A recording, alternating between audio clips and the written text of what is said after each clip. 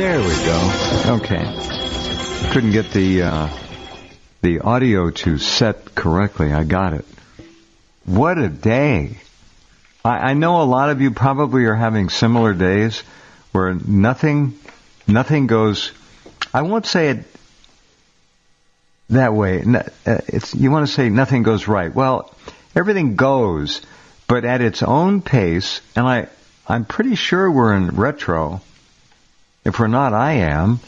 But you get them done, and then the day is gone. And I swear the day lasts about 2.5 hours, and it's over. It's done. And I've never seen time time is supposedly a human construct, depending on who you talk to. And I think there's some truth to that. But it just goes. It's gone. And the deluge of news again today is astonishing. Now, I'm going to pull up my homepage right now, and I just put up a new... Yeah, it's up. Okay. I just did this in the last 20 minutes. I got this video from Gary Holland, and it's apparently an outtake from a People magazine interview that the the lovely, effervescent Jill Biden and her fabulous, intellectually brilliant husband are sitting there in the White House, and People magazine has its crew there. Well, you watch this outtake. I'll kind of leave it to you, but I'll tell you what I've written there in case some of you can't see the homepage now. I want you to look carefully at, first of all, Mrs. Biden. This woman looks spent. She looks absolutely horrified. She is, I think, reflecting what she really is now. She's shot. Now, speaking of being shot, you got to look at Biden. Look at his face. He's slack-jawed. His mouth is crooked. And there are close-ups of him when you look at this video. Look at his eyes. This guy does not know where he is. This is not beginning Alzheimer's dementia. This looks to me like last stage. And to further underpin that observation, the White House press secretary, Psaki, as I call her, now says that China Joe won't be meeting with any world leaders for a couple of months. Huh? And this follows yesterday's deliberate revelation that the camel is taking all of Biden's official phone calls as president. This guy will be possibly lying in state in the Capitol Rotunda in a month or two. You just look at this. 25th Amendment? Come on. This man is not fit. And if you look at you remember how we all see Jill as the perennial and forever wonderful, perfect partner and housewife and supporter. She's just appalled. She knows it's over. Her eyes are at half-mast. Look at her lids. You'll see the video. Look, I'm not taking any delight in this. The guy is a dirtbag, a scumball. You saw the picture I had up yesterday, up until this one, where he is actually mouth-kissing a little 5-year-old boy. Maybe he's 4. Mouth-kissing. It's not his kid. This is some kid that came into the White House with other people. If any normal person did that, they'd be arrested and in jail, or worse. But the creeper, he gets away with it. All right, enough of all this. It's all up on the home page for you to take a look at. Make up your own mind, but I don't think there's much to make up. You can see it, and it is what it is. Okay. Back with us this hour is Frank Joseph. Frank is with us once a month. He is, in my view, the top of the pyramid now of those who are doing meaningful, oftentimes staggering research into what really happened in our past, which is being constantly, continually, insultingly, outrageously hidden from us all the time. So he's got wonderful books. How many books now, Frank? 20-something? 25, 26? 40-something. I don't remember exactly. The publisher perish, Well, you all of your books, and they're the same kind of books that Brad and Sherry would put out. They're in that upper elite echelon of fabulous material to read, to understand, to expand your mind and your horizons, especially in a time when they don't want you to expand anything. No. Don't even think about it. Forget it. Anyhow, we're going to talk about something tonight that I have talked about over these 27 years, and it's a remarkable piece of achievement. And it's total achievement. It's not a piece of achievement. It's called the Coral Castle. It's in Florida. Many of you probably know about it. Many of you may not. Many of you have heard the name, and that's all you know. We're going to talk about this tonight. It is a monumentally strange story about a little man, a little immigrant, I guess he was about 5'3" or something like that, who figured out how to move, and not only move, carve enormous pieces of coral, heavy coral. He created a little, like a Disneyland, of shapes and structures made of coral. And he did it for reasons that you will find out about now. It's something that nobody could do now without massive heavy equipment, lots of it, work crew of maybe 20, 30 people. If they were lucky, they could get some of it done. It's astonishing. He, in a sense, he figured out how to neutralize gravity, among other things. Okay? And Frank, the rostrum is yours, my friend. Go ahead. Well, I first want to thank you for your over-generous comments on mentioning Brad Starger. He was my mentor, and I learned so much from him. I followed his lead, and if I can still continue to do that, that's my honor. And we all miss him still, although he produced a huge number of books. We were always waiting for the next one to come out, and a great number of his books, I don't even know how many he published, but it's well over 100, not counting the magazine articles. Yeah. And some of them are many of them are classics that I still go back to over and over again.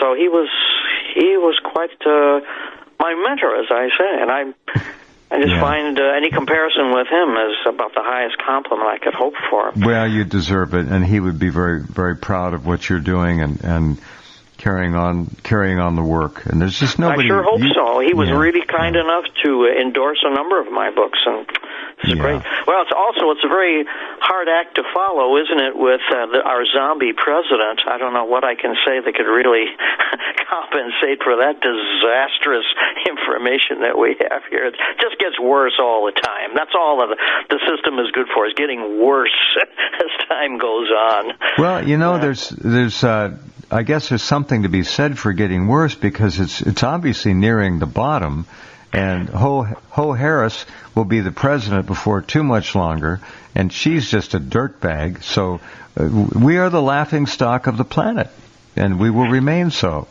unfortunately, for the foreseeable future. Well, that's why some things from the past seem so much more interesting compared with our dismal age of deception. There was a time in the past where men and women could strike out on their own and do incredible things, just incredible things. And I've traveled around the world several times. I've been to marvelous places. I thank God I could do it. Now you can't do anything like that, but I was able to see the Great Pyramid and visit Polynesia and do all this other cool stuff. And I can tell you, quite honestly, that of all the places that I've seen, I don't think anything compares to Coral Castle in Florida. It is, to me, the most, I would say, Pyramid of Egypt, although it's much larger and is terrific, a great deal has been found out about it. We now understand really quite a bit when it was built, who built it, what it was used for, and so forth. The same cannot be said for Coral Castle. You have to understand that it took an entire nation to build the Great Pyramid. There was, I'm just digressing here a little bit, but I don't think too much when I say that there was one of the best Egyptologists I ever read was Kurt Mendelsohn, and he analyzed the Great Pyramid from a sociological point of view, and he makes a terrific argument in his book called The Riddle of the Pyramid, in which he says that the Great Pyramid was in fact made by every man, woman, and child in the New Egypt, and that by building that pyramid, it was a unifying political act. It's not just a monument to some king or a tomb or anything like that. Not at all. One of the main purposes of it, according to Mendelsohn, I think he makes a terrific argument for that, is that it was this unification principle that was involved in building that. So it's true. I mean, there's no more iconic symbol of ancient Egypt than the Great Pyramid, and that's rightfully so, because it unified this whole nation. Egyptologists do know that Egypt before 3100 BC was a very disunited place. There were all kinds of tribes and so forth that required unification, and they couldn't get together. So somebody figured out, let's build the greatest monument in all human history. It'll take everybody to do it, and that will unify the country, and that worked. The same cannot be said for Coral Castle. Coral Castle was built by one man, and a little man. He weighed maybe 100 pounds. That's right. He was frail. He stood about 5 foot or 5 foot 1 inch tall. He was ill most of the time. And for one man to have made this incredible structure, I'm not going to describe it in detail because it's already been done on your show wonderfully, but I just want to mention a few things about it to give an idea to some of our listeners who are unfamiliar with this site. It's in Homestead, Florida, which is just outside of Miami. That's where it is today.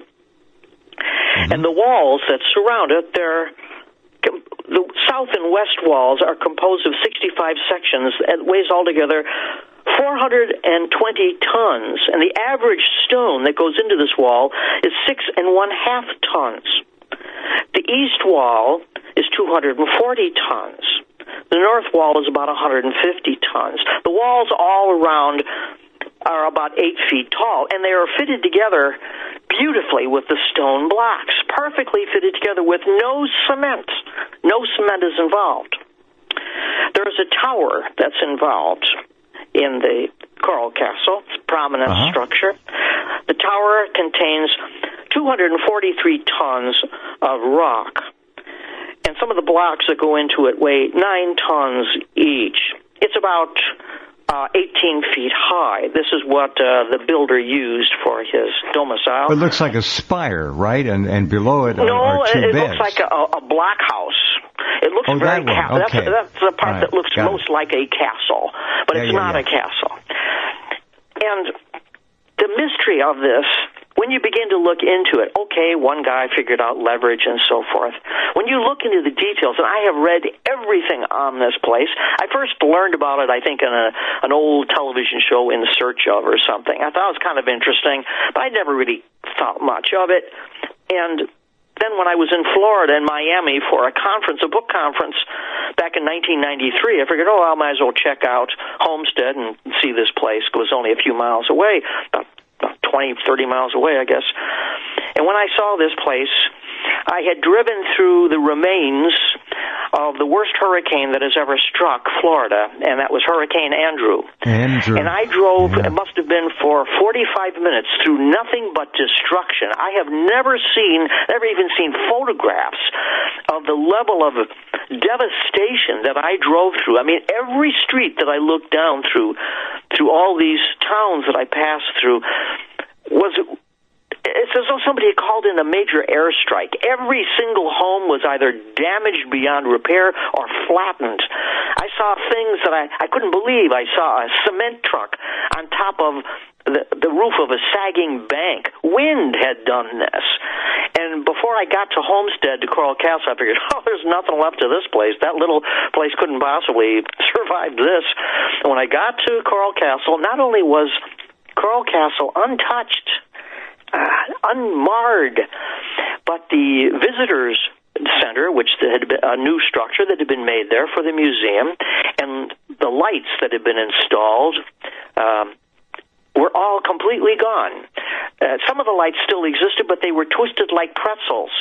But the structure itself was untouched, and it took the focal point, the brunt of Hurricane Andrew, and was unmoved. That alone itself, I thought, how could that possibly be? The more I looked into it, the more mind-expanding it is. I've learned some things over the years, but I have by no means presumed to know all the questions that are surrounding this. But I looked into the things like, it's all made of of coral. It's called Coral Castle for a good reason, although its builder, his name was Ed Leedskalnin. As a little guy from Latvia. And he built this monument that weighs 1,100 tons from something called oolite coral. It is the worst possible material that anybody would use for building anything. It's brittle, it's sharp, it's razor sharp sometimes. It's almost impossible to handle. Why would anybody go to the trouble of... And by the way, oolite coral is relatively infrequent. It's almost rare. It's a type of coral that is composed in a large measure of organic material, little animals, micro-animals that lived for many millions of years ago when Florida was covered by the sea. They were deposited, and they formed this oolite coral. And this is the material that Ed Leedskalnin chose. And I figured, why would anybody and he specifically chose this. We know that when he was first staking out the place where he wanted to build Coral Castle, he called it Rock Gate Park. One of the things I found out, interestingly enough, about Rock Gate Park. It was called Rock Gate Park. And the reason why he called it that was because the outstanding feature of what was commonly known as Ed's Place was this gate. It is an absolute miracle. When I revisited Coral Castle about 10 years ago, I looked through the guest book, and someone wrote in the guest book, "This place is impossible to have been made," and that was signed by the chief architect of Belgium. So you ought to know. And this part of that mystification concerns the gate that the whole place was named after. Yeah. This gate weighs 9 tons. It is approximately 80 inches wide by 92 inches tall and 21 inches thick. The gate fits within 1/4 of an inch of the walls on both sides. A hole has been drilled lengthwise from top to bottom directly in the middle with absolutely laser precision, and it has been positioned in such a way that it is microscopically at the perfect center of balance for this 9-ton slab. It was picked up originally and mounted... Go ahead. Excuse me. The slab actually turns, doesn't it? It pivots. It rotates. It was mounted on the axle of an old Ford truck, and for about 20-some years, it was so perfectly balanced that a small child could open it. And if you go to the YouTube in search of, you can see about a 4-year-old child pushing on this gate. And then they'll show an adult who will open it with his thumb. In 1986, it stopped working. And so the people that run Coral Castle, they called in some professional engineers to repair it. Make a long story short, they couldn't do it. They had it working improperly so that you could barely open it for about 4 months, and then it stopped. So in other words, this little guy built something that we cannot even repair today. Oh, that's I didn't know. That's a new one on me. I'm going to post a whole bunch of large photos of the castle, and you'll see the gate. It's stuck in an open position, as it were. And we'll come right back with Frank in just a minute. This is really a phenomenal story. Stand by.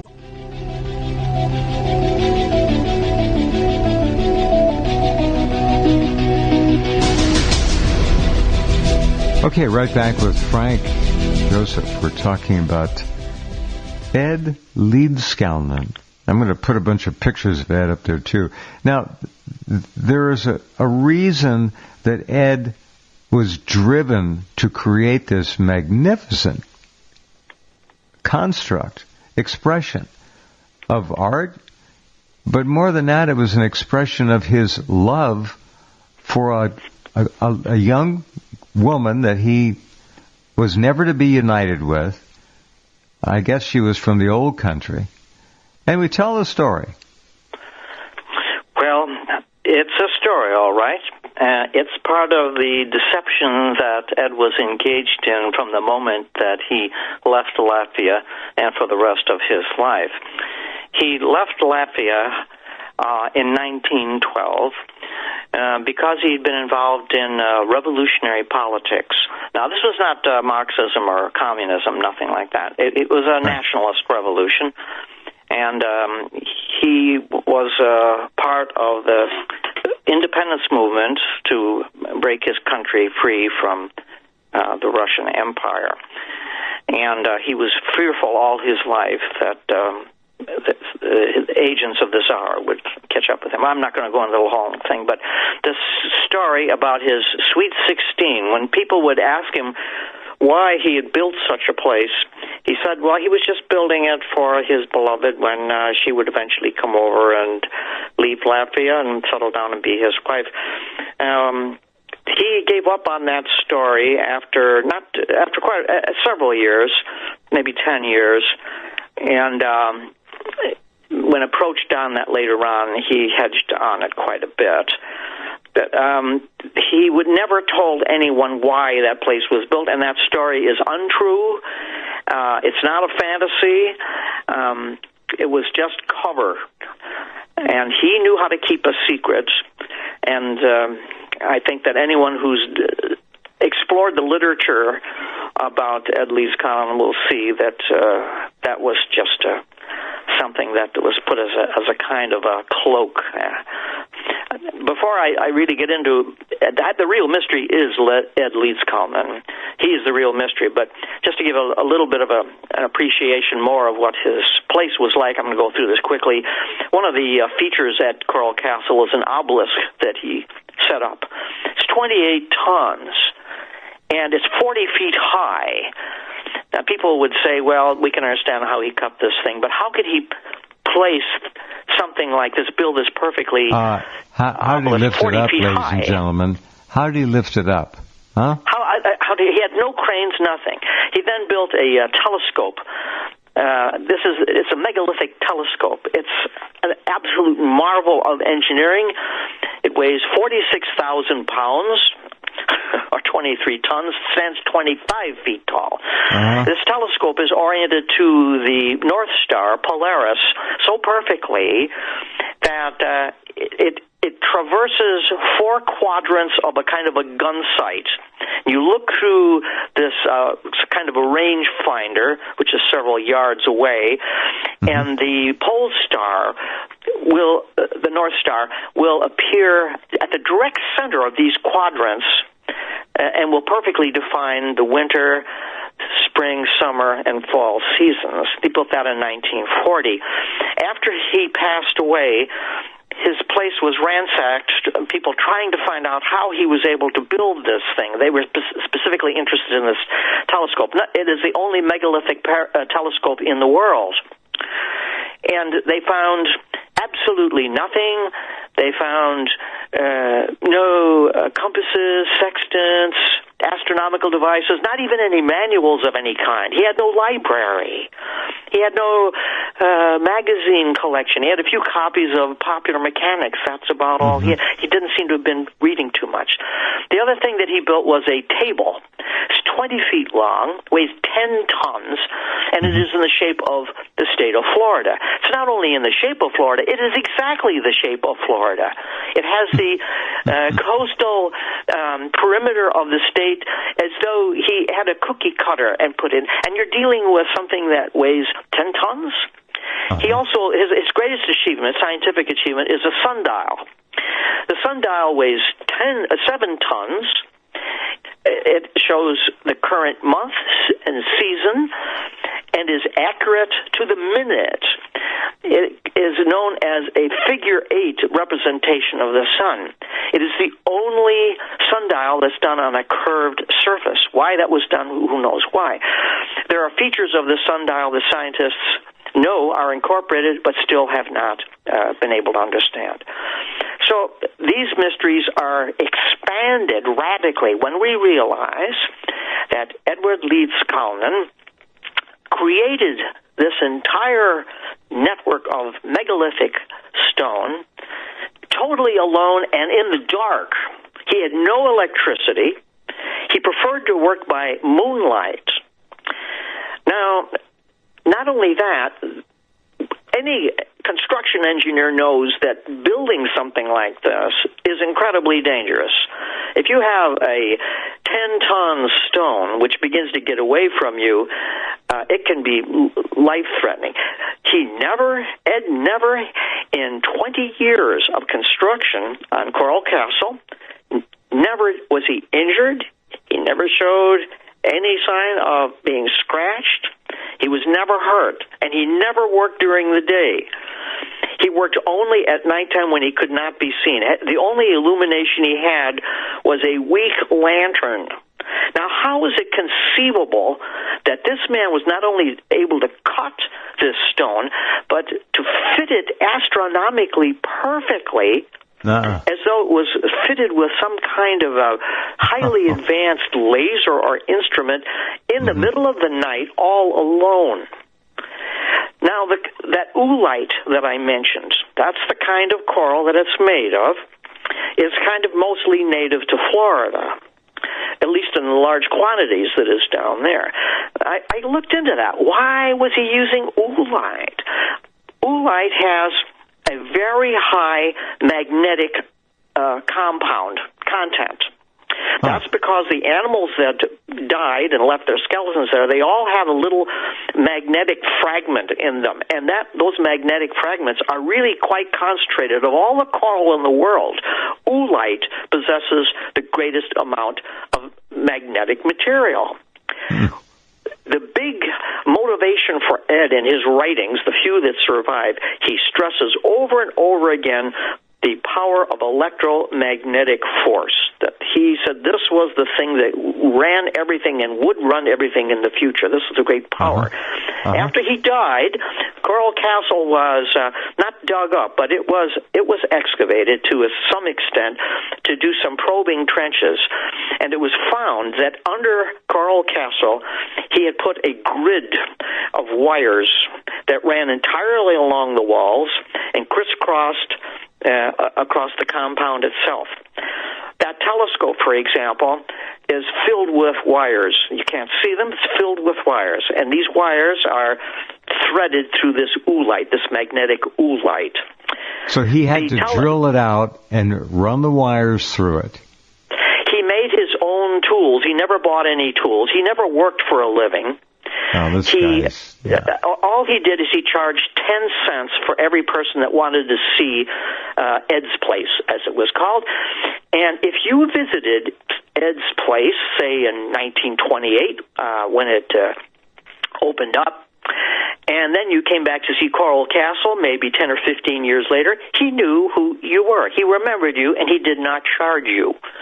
So he had no real income. He did charge people 25 cents to see the castle in Homestead. But before that, and this is the other thing. Okay, I hear. Okay, go ahead. Go ahead. Yeah. No, you go ahead. You got it. Well, I'll get to this as quickly as I can. Ed first appeared in Florida, walking down a country road in rural Florida, and he collapsed on the side of the road. He was seen by a real estate agent. The real estate agent and his family nursed him back to health. They never knew what was wrong with him. Then after he got back to health, he went out into the wilds of South Central Florida, and he searched for weeks to find the place that he wanted to stay. He wanted to build, he said. And he found the spot, and he went to his real estate friend and says, I've got to have this land here. And the man said, you don't want this land. You cannot farm on it. It's nothing but the worst horrible coral in the whole state of Florida. He says, I want this. And so he wanted to buy it for $12, and the man gave it to him. He got it for free. He says, this land is utterly worthless. It's outside of Florida City. And it was there that he made Rockgate Park. And after he had been there for 10 years, he decided he had to move it.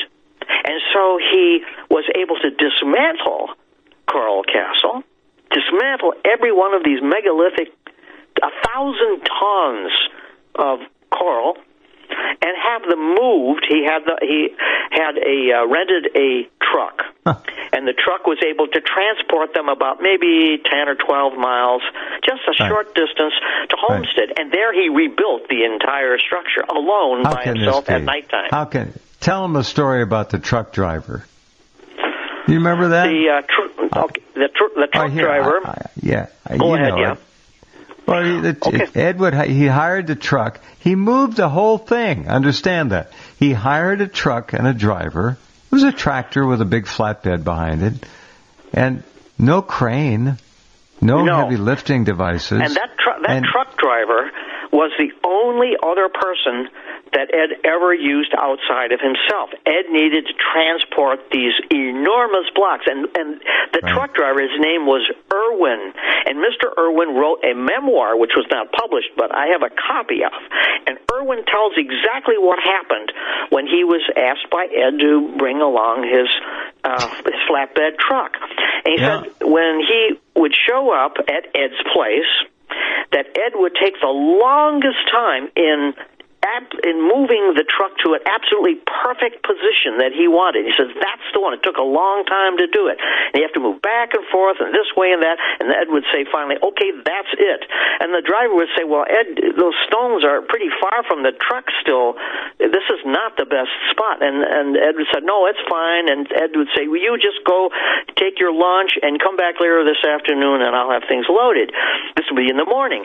So Mr. Irwin would leave. He'd take off. And he'd come back in the afternoon, and the stones are all loaded on the back of the truck. Now, all right, you can pick up the stones, may have a hoist or something, but then you have to lift those stones 3.5 or 4 feet in the air to slide them on the back of this guy's truck. Now, one time, Mr. Irwin did exactly as Ed said to do, parked his truck, let him pile the things up, but he forgot his lunch or part of his lunch, so he walked away for about 10 minutes, came back. And he came back after about 10 or 15 minutes, and there was already several of these gigantic monoliths already piled up perfectly neatly on the back of his truck. Now, we're talking about tens and hundreds of thousands of pounds, all right? Ultimately. Tons and tons and tons and tons. None. 10 and 28-ton slabs. Yeah. It's interesting that the people that knew Ed thought he was kind of a genius, and they really liked him. He was a very nice guy. There's not a word said against him. He was very congenial, shared everything that he supposedly knew. He was very open. But there were a couple people that were afraid of him. One was his best friend down there. He was just 14 when he first visited Ed's place in Florida City. And then after he helped Ed move his tools, which were all handmade, moved his tools to the new place in Homestead. And so Ed said, well, I just can't leave these tools here. Now, that's another thing in itself. If you're going to move these stones, don't you think you need your tools at least to help you? No, all his tools were moved to Homestead. He had no tools. He had no tools when he moved those structures. And when he brought the tools to Homestead, he said, well, I'm going to have to secure them so nobody steals them. And so his friend, who was by that time in his 20s, said, "Oh, okay, I'll come back, I'll give you a hand. Maybe we can build a shed or something." So the guy takes off, and he comes back after maybe a half hour or so, and here is this trench built, cut in the ground. It was a trench that was about maybe 2 feet wide, about 3 feet deep, and about 8 feet long. And so the young man says, "Ed, how did you cut this thing? I was only gone for about 20 minutes or so." And Ed said, "Well, it was hard work." He was always evasive like this. It was hard work. Well, let's get in and put the tools in there. And he also noticed that Ed had piled up stones according to their size in these perfectly smooth piles. And the man said, looking at that trench, which was cut as though by a jeweler's expertise. The walls were perfectly smooth. This was just a trench to hide his tools in. The walls were perfectly smooth, totally regular. It was cut like you couldn't even shovel it. It would be impossible to shovel it this way. And the guy's looking at it, and he says, "For the first time, the hairs on the back of my neck stood up, and I was afraid of Ed." After all these years, when he was a kid and he saw Ed's place, "Oh, isn't this a cool place? This guy's really great." But he says, that was impossible. That was impossible to do that. And there are a lot of stories like that. A lot of stories. So I think that... One other thing, real quick. You'd think that the truck driver would go off to lunch and then sneak back and just hide out of sight and try and get a look. But well, no, I can understand why that did not happen. Yeah. Ed was a gentleman. He was very kind, but when it came to his work, he was very strict, and he demanded that things be... He said there's only one way to build this, and he says that's my way. And he was generous in paying people. How he got his money is also amazing. There's no way to figure out how he got his money. He did have money. He had a lot of money. When he died, after he died... a box was found at Coral Castle that contained $3,500 all in $100 bills. Now, in 1950s money, that is worth $38,000 purchasing power. How he got this money? He never worked for anybody. He only charged 10 cents and a quarter to see his place. There are so many mysteries about this guy. It's just, but no, I can understand why that guy did not sneak back and look, because Ed was very strict on that. And people respected him, and in those days, a man's word was his bond. That's long gone, But so if you agreed to that, well, that was the way things were. And so when Ed finally built this place, after he died, people began to wonder how could this thing be made? There are a couple of questions. Why was Coral Castle made of coral? Why was it made of oolite coral? And that's because he selected it specifically because it's highly magnetized. It's the most magnetized coral you can get. Why did he move the place? He went to all the trouble of building this. It took him not too many years. It took him about maybe four years to build his first version of it, which was most of it. He made that in Florida City. It was finished by 1928. It took him, I think, about 5 years, come to think, because he was seen in 1923. He was nursed back to health, so 4 or 5 years. Why did he move it? And the reason why he moved it was because there's a thing known as the magnetic meridian. And the magnetic meridian is a line that goes directly from the magnetic North Pole to the magnetic South Pole. And that magnetic meridian contains the most of the magnetic force that's between. Our planet is like a big magnet. It's a geomagnet. Everybody knows that. And that magnetic meridian is this line of intense magnetic power. Well, guess what, folks? The magnetic meridian runs almost right through Coral Castle. And if you've got oolite, you're trying to interface with that, aren't you? And that's what he was trying to do. Well, in 1928, he moved that place. Why? Because the magnetic meridian moves itself. It is not constant. Nobody knows why, but it will vary from place to place. And I went back and I checked on where the magnetic meridian was in the 1920s, and it went straight through Florida City. which is where Ed set up his first Coral Castle. But by 1928, Ed had shifted further east. He went as far southeast as he could go and still had access to that oolite, because his unique achievement at Coral Castle was that wall, and he needed lots of oolite for that. So he built Coral Castle to interface with the magnetic line, this magnetic meridian of the Earth. That is the reason why he did that. You can see that at the bottom of the pictures we have up there right now, the Earth and then the vertical line, which is north-south, and then the magnetic meridian line.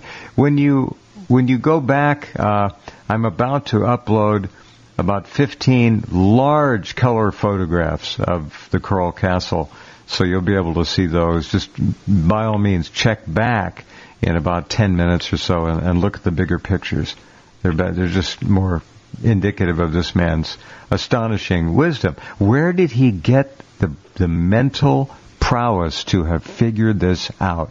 That's the question. And we could say the same thing about Nikola Tesla, a man out of time, a man obviously with some kind of universal collective genius that allowed him access to things that few could even imagine. And remember that most of Tesla's brilliant inventions presented themselves to him in their finished form in his mind's eye, and he simply followed his own mind's eye directions.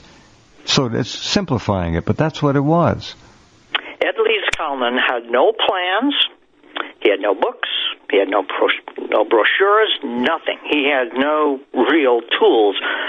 Many of his tools, probably most of them, still exist when you go to the museum there, and about half of them are completely unknown. Nobody knows. They're all crude. Now, there's a quote from Sir Arthur Conan Doyle when he wrote Sherlock Holmes. Sherlock Holmes. Quote is, and when he wrote that, he has a quote in there which I think applies to this. When you have eliminated the impossible, whatever remains, however improbable, must be the truth. That's the quote. There's another quote now. Impossible for any individual human being to have made Coral Castle. Yes, it is impossible for any individual human being to have made Coral Castle, especially a human being as frail as little Ed Leeds-Kalnin. And if you look at his story, and we know a lot of his story, the man who arrived in Florida in 1923 is almost totally different than the man who was born in Latvia and immigrated to first New York, went to Canada, and then worked in a lumber camp. He was not a logger, as people thought. He was way too physically unable to. He was like a goer and a fetcher. And something happened. There are some missing years. We know that he moved from Washington, the state of Washington, where he was a logger for some years. He moved to California.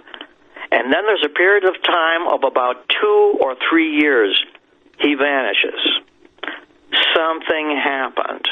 Abduction. And the man that appeared dying on the side of the road outside Florida City doesn't resemble the guy that came to America in 1912.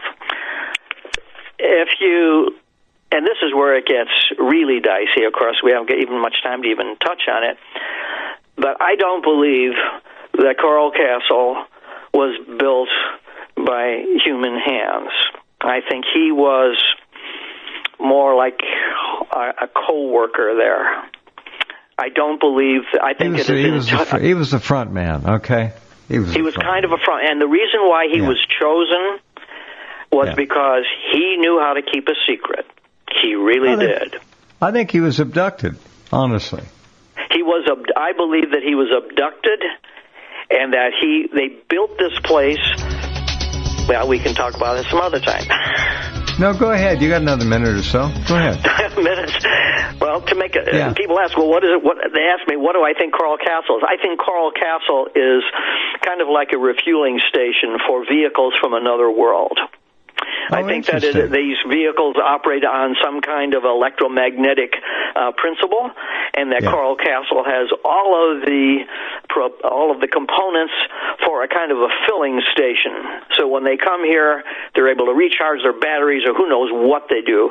But I believe that that's what is at stake, and there's a lot more to it. I know it's a crazy thing to say, but it's the most logical conclusion. Just like Sherlock Holmes would have said, it's the most logical conclusion that he was abducted, and he was used kind of as a front man, but I think he was co-creator.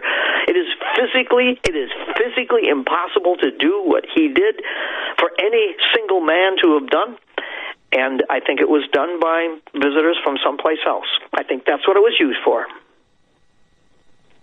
If you think about it, it makes sense. And then, well, let me tell you one more thing before we get off about Edward Leeds Collins' Sweet 16. Where did he get that?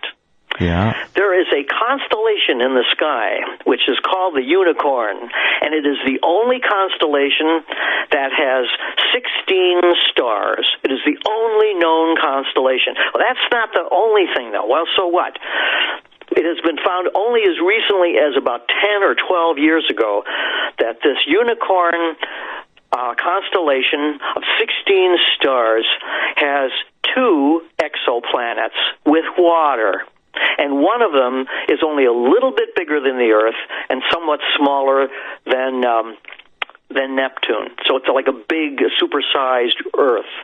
We can go into that a lot. So, did Sweet 16, is that what he's talking about? His reference to Sweet 16? When he was asked... very interesting. He was asked, well, what about Sweet 16? Where is she? And I have it in writing from testimonials where he would look up at the sky and say, my Sweet 16, as he'd look up at the sky. And at nighttime, he'd look up at the stars while he would say, my Sweet 16. And he wouldn't explain it any further than that. There's a lot of stuff like that. I think the guy was a human that had been abducted. I have not heard that astronomical relation before. That's because I've never discussed it until now. Well, thank you for revealing that, because that's a very interesting thing. Remember the women that developed flying discs, UFOs, in Germany in the early 1930s?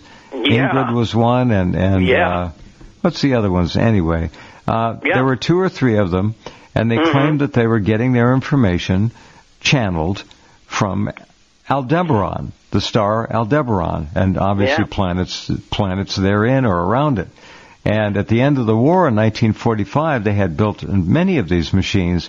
In the 30s, the SS picked up their technology and had its own disc program, which was very successful. In 1945, the 2 women who led this is a remarkable group. They left a note, said that they are going back to Aldebaran and leaving, and no one ever saw them again. Yeah. Well, if it could happen there, why couldn't it happen to old Ed Leeds Collin? Ed Leeds Collin had a 4th grade education. He was educated as a clerk. He never read any scientific journals. How is it conceivable that somebody could have created this beautifully oriented and aligned masterpiece unless you were highly educated? Matter of fact, there are some aspects of Coral Castle that are beyond the science of his time. So I believe the Coral Castle was this kind of electromagnetic filling station for some of our visitors that are still being seen. Could be. Thanks for being here. Take good care.